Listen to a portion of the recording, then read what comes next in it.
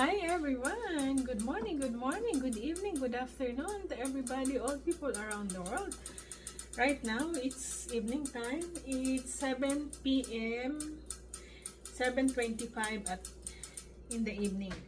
So I'm gonna show you another recipe that I make myself, and it tastes so good. And my buddies here, or the people who live with me here, is really like it because I have my organic garden. So I'm gonna make a kale apple chia porridge. So of course you're gonna need a blender. The ingredients, of course, kale from my garden. So this one I harvested the other day. So I'm just gonna put, this is like 3 kale. Just gonna put all the leaves. I'm gonna use only the leaves. The stem I put into soup. So I'm gonna remove the stem because this one I'm putting in a soup. It's really good on your soup. I make a tom yum soup and I put that on the soup, the stem, and it's so good. So I have this is kind of 4 pieces of kale, and also you're gonna need the apple. So kale chia apple porridge. Apple, 3 apples. It's up to you guys. If you have a big family, you can use more apples, or if you want to do it only for 3 days, 2 days, so it's up to you how many apples. So 1 serving is 1 apple. So it's gonna be 3 serving, and you're gonna need a coconut water. If you don't have coconut water, you can use coconut milk. When you use coconut milk, it's more creamy. It's creamier than coconut water, but it's same, tastes good. So you're gonna need a vanilla, organic 100% pure vanilla, and you're gonna need organic black chia seeds.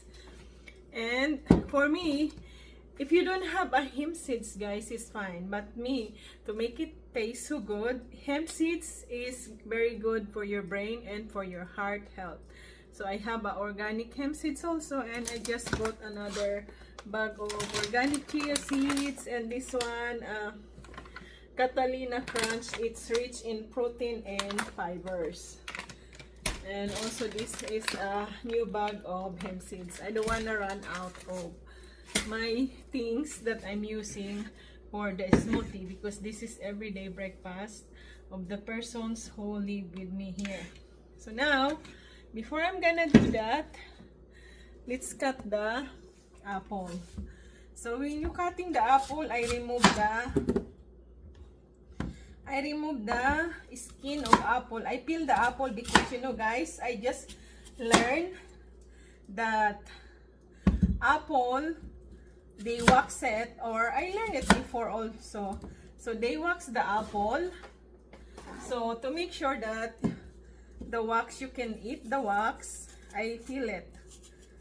Because, you know, it's very bad for our health when you eat the wax. It might gonna cause your heart attack or heart problem. So just gonna put there and peel the apple, remove the apple seeds.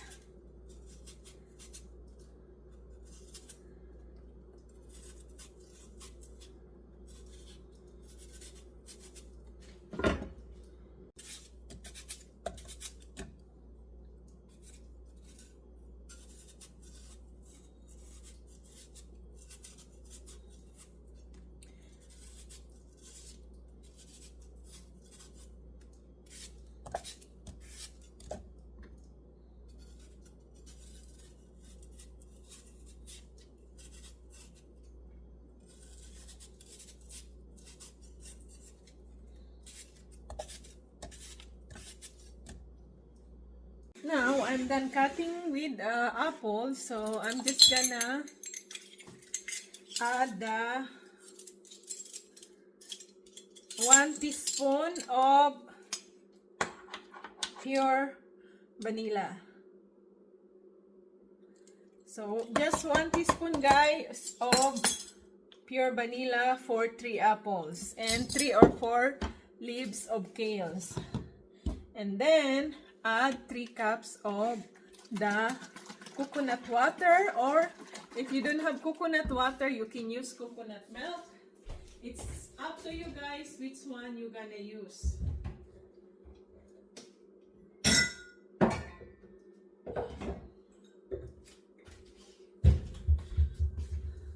I couldn't see the cup, so this one, I'm gonna use this as a cups.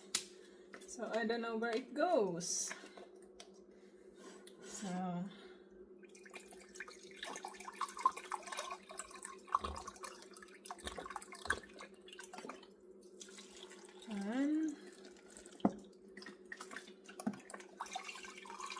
hopefully it's reached the 3 cups. 2.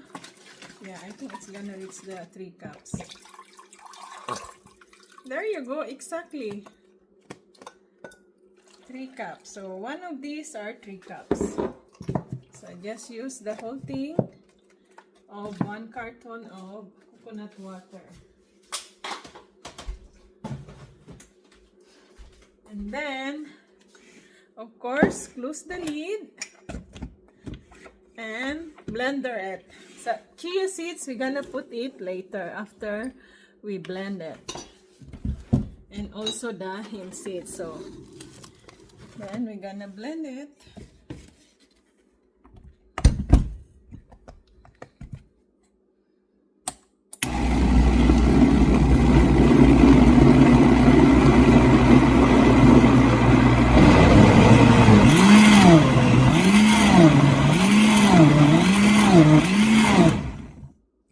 And then, before I forget guys, I'm gonna add cinnamon on it. So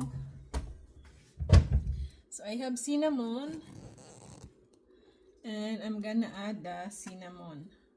I don't measure it, I just calculate it. But if you want to measure the cinnamon, use 1 teaspoon of cinnamon. For me, I like more cinnamon on it because it's good for the blood sugar, the cinnamon.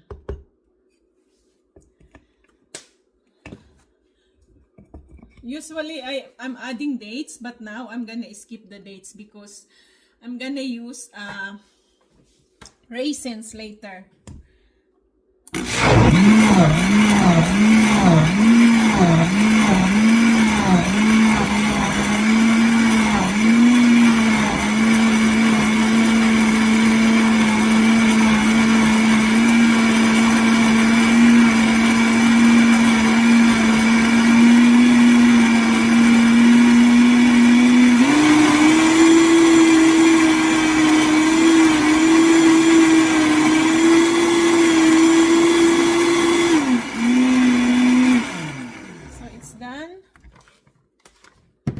Let's do the separating of all these. So, oh wow, it's a lot because of the kale.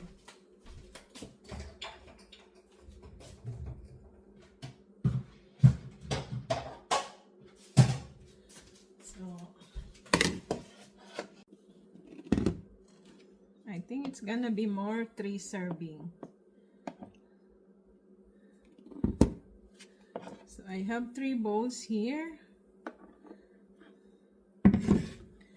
Now, each bowl, I'm gonna add 2 tablespoons of chia seeds. 1, 2, 1, 2, 1. So each bowl, 2 tablespoons of chia seeds.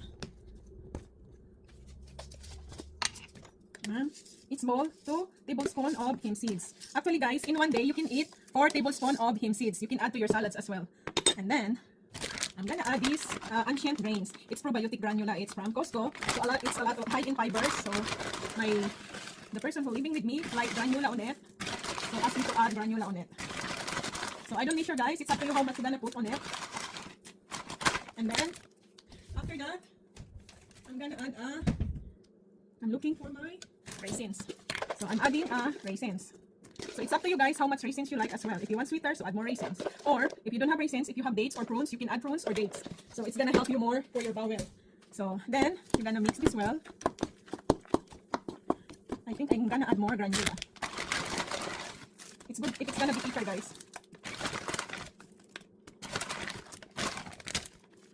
So I always make this for the person who live with me because this is the diet breakfast. And it's really good. It helps the person lose weight every day. The person who is eating this, losing weight every day, 1 pound a day.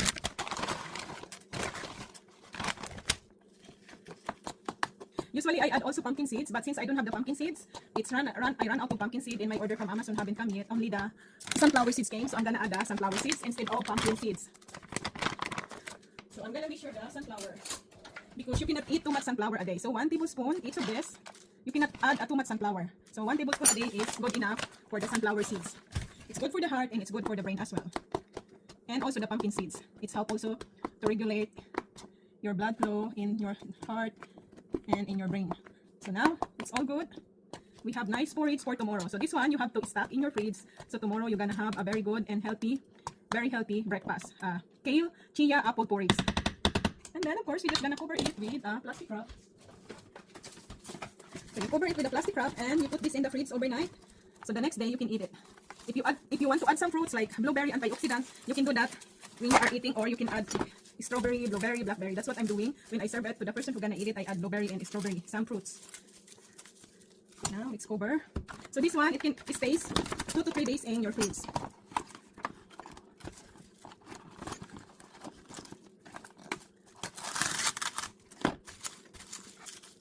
Or if you have a jar, you can put in a jar and cover it with a lid. But since I'm gonna serve it in a bowl, so I just put it in a bowl. So you have to refrigerate all of this. My cling wrap, it's not really good quality. Now it's all covered, the 3 bowls, so I'm just gonna put this in the fridge. My fridge is full of foods. So I'm gonna show you the finished product before. Here you go. After 24 hours in the fridge or in the refrigerator. And look at that, the texture, guys. See, after putting all those some ingredients, so now it's ready to eat.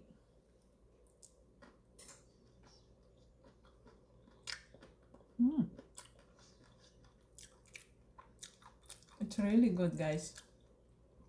It tastes so good after adding raisins, some grains that good for porridge. Sarap. Yeah. Kale, again, kale, chia, apple porridge. Bon appetit. This is a very good breakfast, all natural, guys. And the kale is organic because we have a lot of kale from our garden.